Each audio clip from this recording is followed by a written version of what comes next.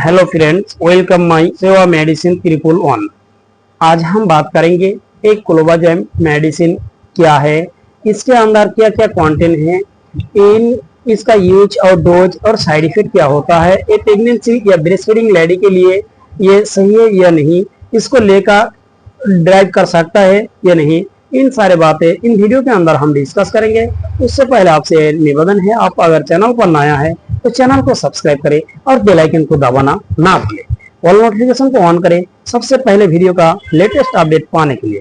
सबसे पहले हम जानेंगे एक क्लोबाजेम मेडिसिन, इसको क्या क्या ट्रेड नेम में मार्केट में मिलता है। इसका मार्केट में बहुत सारे ट्रेड नेम में एक क्लोबाजेम मिल जाता है। उस क्लोबाजेम 10 mg, लोबाजेम 10 mg, क्लोबा 10 mg, इन तीन जो नाम बताया, इनके अलावा और बहुत सारे ब्रांड नेम है। इनका बहुत सारे ब्रांड नेम है, लेकिन इनका कॉम्बिनेशन जो होता है, जो साल्ट होता है, वो क्लोबाजेम होता है। उसके बाद हम जानेंगे इन मेडिसिन का किस चीज के लिए, कौन सी डिजीज के लिए इसको यूज में लिया जाता है। इसको अक्सर यूज किया जाता है जैसा कि एपिलेप्सी डिजीज, और दूसरा है एंजाइटी। इस बार हम जानेंगे एपिलेप्सी डिजीज किसको बोलता है।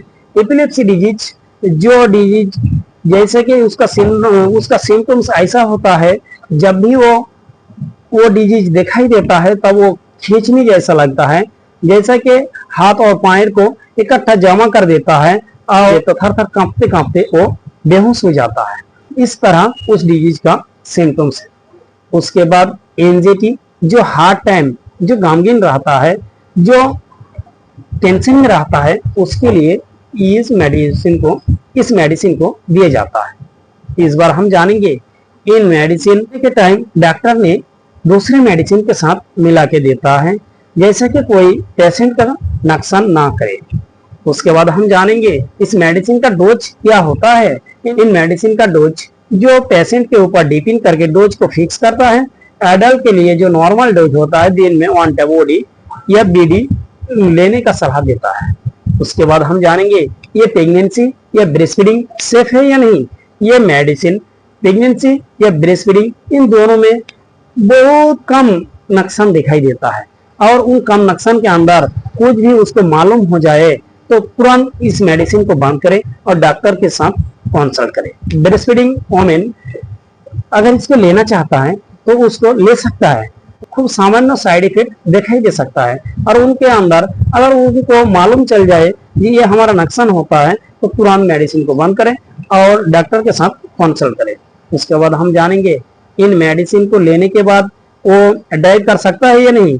वो ड्राइव या एल्कोहल नहीं ले सकता है, और ना उसको नींद आ सकता है या उसका नुकसान हो सकता है एल्कोहल के साथ लेने में।